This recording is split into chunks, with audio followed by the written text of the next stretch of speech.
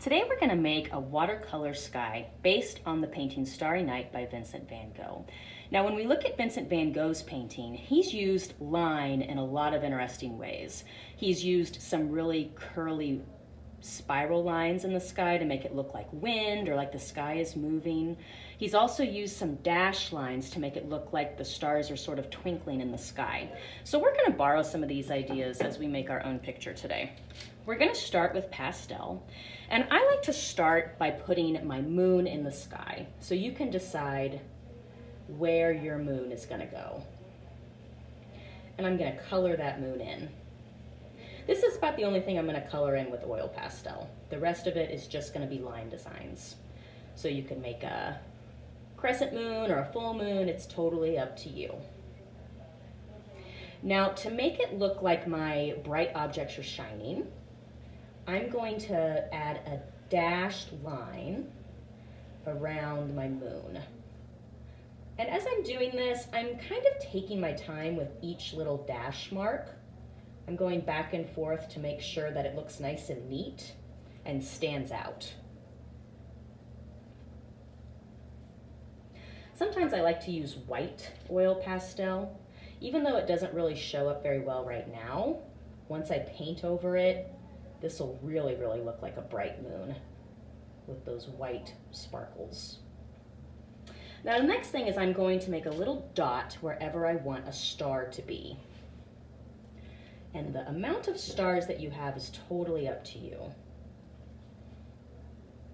Same thing with the stars. I'm going to circle each of them with a dashed line. If you want your star to be bigger, just keep adding more dashed lines in larger circle shapes. Now once you have your stars in place, you'll probably want to use some cool colors to create that windy, moving sky look that Vincent van Gogh had. So I'm going to use blues and purples, maybe even some greens, to kind of add some swirls into my sky.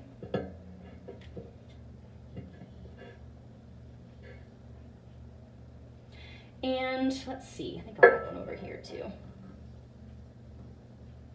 I like to add dashed lines to these too, just so that they kind of match with our stars. And they kind of have that twinkling movement that Vincent van Gogh achieved with his dashed lines. Now I'm just going to keep on going with my line designs until my paper is full.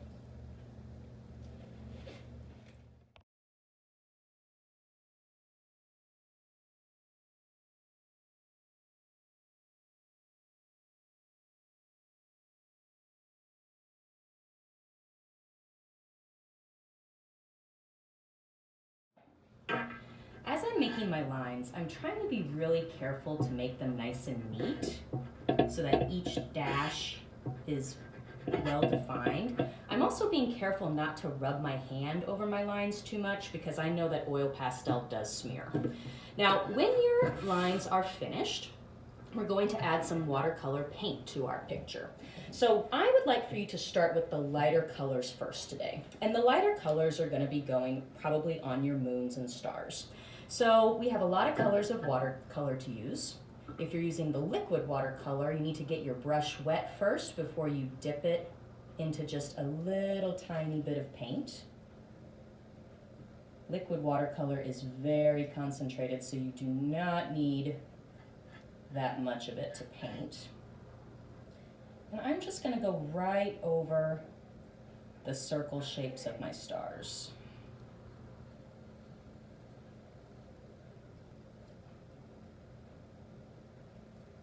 And my moon as well. Now when you're done with your lighter colors, you'll probably want to be using a lot of cool colors today. Now, when I'm painting with cool colors, I do not want my cool colors to bump into my warm colors. If my blues and my yellows mix, I'm going to get a green sky, and maybe that's not what I want. I probably want my stars to stay nice and yellow and bright. So I have a little special trick for situations like this. I'm going to use some blue paint, and as I start painting my sky, I'm gonna leave a tiny little bit of white around each star.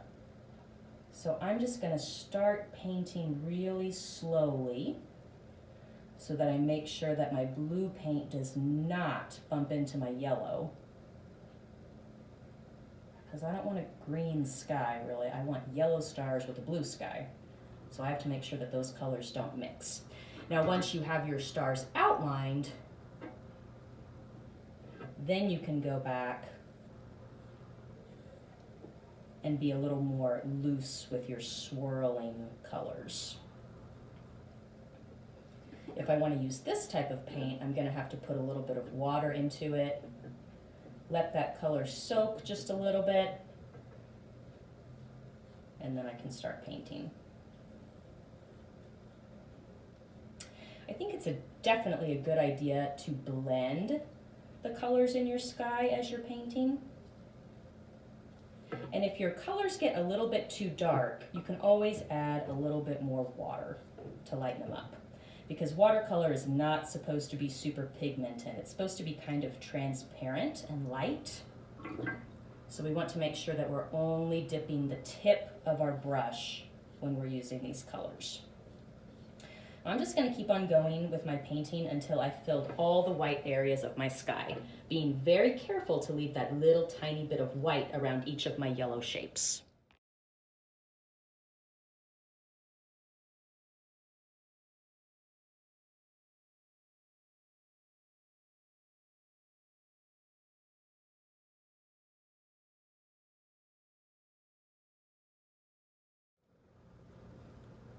When all the white space of your painting is filled, you can leave it to dry.